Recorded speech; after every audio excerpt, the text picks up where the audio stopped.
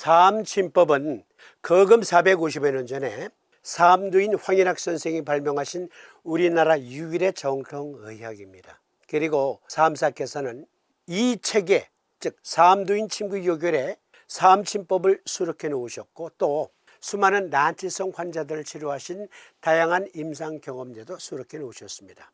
이 책은 줄여서 요결이라고도 하는데요, 이 요결을 통해서 사암침을 공부해 보는 시간, 이번 시간은 수많은 난치성 환자들을 치료하신 임상 경험례, 그 임상 경험례를 통해서 사암침법을 입체적으로 공부해 보고자 합니다. 이번엔 폐승격증인데요, 제24장 현원문에 한 남자가 우협이 항시 아파서 운신이 불편함으로 우협통이라 진단하여 태백대원을 보하고 소부 어지를 사하였더니 수일 후에 호련 우협이 당겨서 호흡이 불능하여 점점 어멈한지라.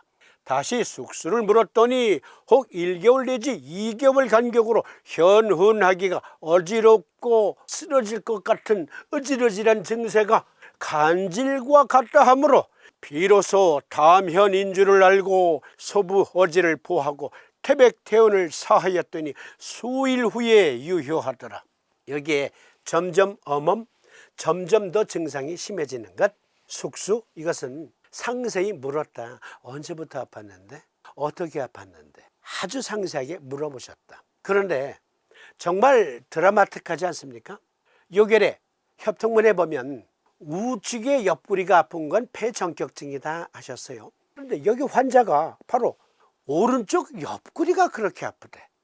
이건 물어볼 것도 없어. 폐정격증이야. 위대하신 스승 사암사께서도 때때로 매너리즘에 빠질 때가 있으셨어. 그랬더니 이 환자가 떼굴떼굴 굴러 오른쪽 옆구리가 당기면서 숨을 못 쉬겠는 거예요. 그래서 다시 상세히 숙수를 물었더니 1개월 또는 2개월 간격으로 간질이 있었대요. 아하, 이건 내가 매너리즘에 빠졌었구나. 반성하시고, 사모님 죄송합니다. 반성하시고 태백태원을 오히려 사했어요. 소부 어지를 보했어요. 요결에서는 이것을 담현방이라 명명하셨는데, 이름하여 변형폐승격. 변형폐승격을 썼더니 나았다.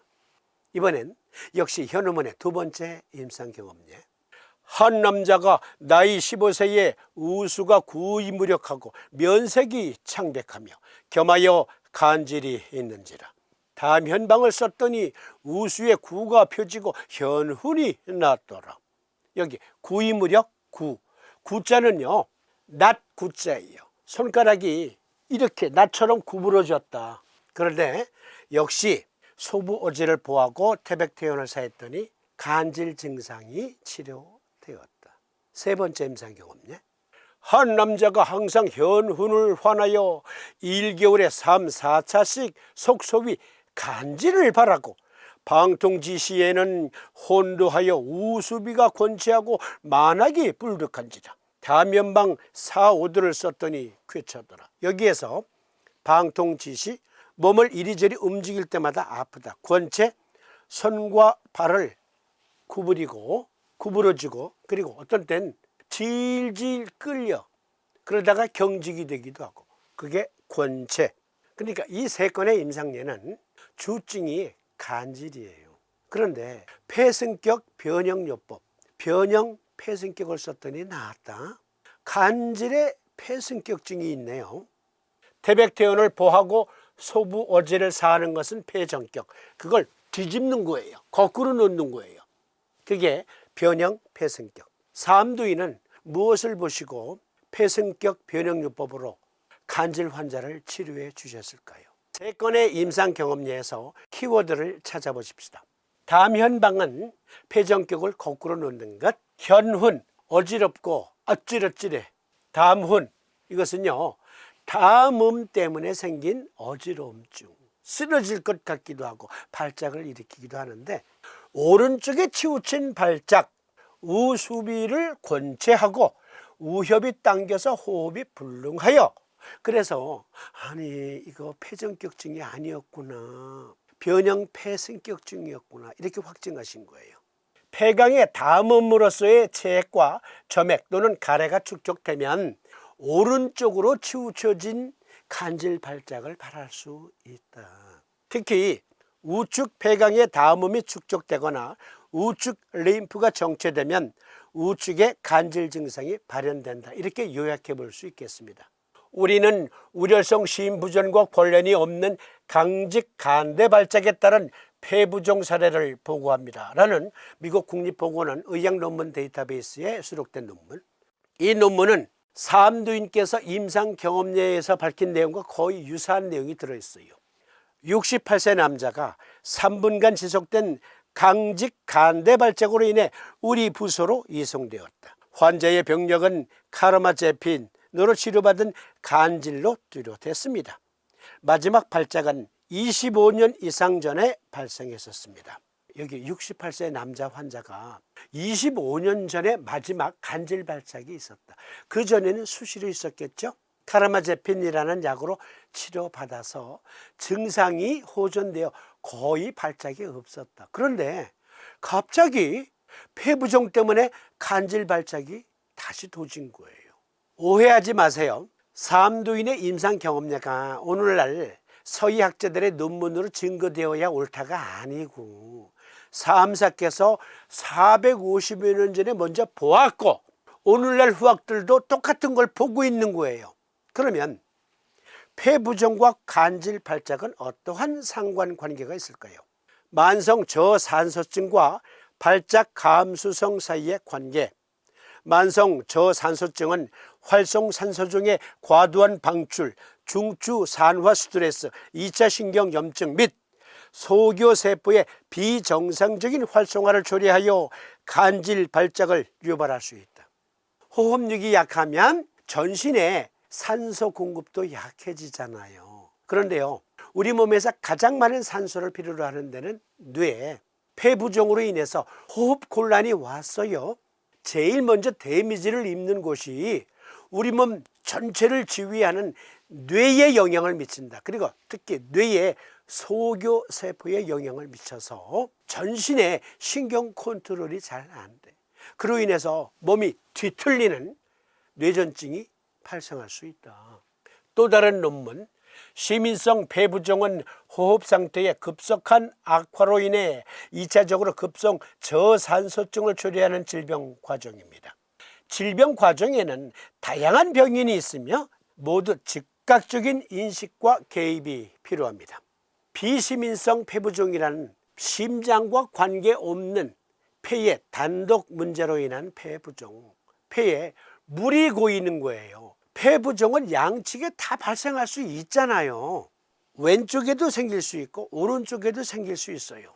그런데 왜 우측인가? 이 그림 잘 봐주세요. 저를 잘 봐주세요. 이 표현을 양해해 주세요. 제 몸이에요. 제 대가리. 제 대가리를 이렇게 반으로 쪼개요. 배꼽까지 내려가서 우측으로 약간 사선을 그었습니다. 이 그림처럼. 그러면 이 부분은 림프가 독자적으로 여기서 순행하다가 우측 쇄골화 정맥으로 림프가 배수되고요. 나머지 전체는 좌측 쇄골화 정맥으로 배수됩니다. 여기에다가 폐를 얹어 보십시다. 폐에도 무수한 림프 관로가 림프절이 얼기설기 있어요. 폐와 종격동 내에서 림프절은 기관지 종격관 줄기라고 불리는 주요 림프관을 통해 체액과 림프액을 배수한다. 그런데 여기에 폐부종이 체액이 축적이 됐어요. 그리고 우측의 림프 배수도 잘 안 돼.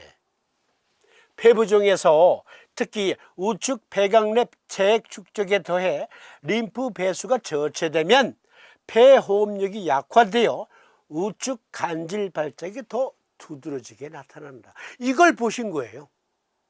엑스레이도 없고 초음파도 없고 MRI도 없고 CT도 없어. 그런데 거금 450여 년 전에 이와 같은 해부학적 구조를 정확하게 꿰뚫어 보신 겁니다. 이분이 우리들의 영원한 사부님, 우리들의 위대한 스승 삼두인 황인학 선생. 중추신경계 림프계 면역 간질 연관성. 그러니까 림파틱 시스템이 우측에서 만약에 정체됐어요. 이건 좌측도 마찬가지예요. 좌측에도 정체돼요. 그러면 중추신경계에 교란이 나타나고 뇌의 소교세포의 장애로 인해서 간질이 발작할 수 있다. 여기 우측에라는 말에 너무 얽매이지는 마세요. 그러니까 만약에 우측의 뒤틀림의 증상이 나타났다 그러면 좌측에만 폐승격을 넣는 거고요. 또는 변형 폐승격, 좌측으로 뒤틀려요. 사암두님께서는 좌측으로 뒤틀리면은 간승격을 써라 하셨거든요. 이때는 만약에 폐부종으로 인한 것이라면 간승격 그것도 무시하고 폐승격을 우측에만 적용하시면 돼요. 그런데 림파틱 시스템도 한 몫을 해요. 즉 폐에 물이 고인 건 림프가 배수를 제대로 못한 탓이에요. 그러니까 좌우 동시에 폐부종이다. 그로 인해서 간질 발작이 나타났다. 변형 폐승격 또는 폐승격을 양쪽에 다 넣는 겁니다. 좌측이면 우측에만, 우측이면 좌측에만. 그러나 림파틱 시스템도 일정 책임이 있기 때문에 대장 정격도 같이 써야 돼요. 폐부종이 있고 림프 저체가 있어요. 만져보니까 우둘두둘 림프절이 부어 있어요. 그러면 사암두님께서는 폐승격만 쓰셨지만 보다 발전된 의학관으로 보니까 대장 정격도 같이 써야 되겠구나. 우측 폐부종이면 좌측에만 대장 정격, 폐승격. 좌측 폐부종이면 우측에만 대장 정격, 폐승격. 양쪽 다 있다? 그러면 양측에 다 두 요법을 적용한다. 다음 시간에는 제27장 복통문의 임상 경험률을 비롯해서 아주 드라마틱한 임상 사례들 같이 공부해 보도록 하겠습니다.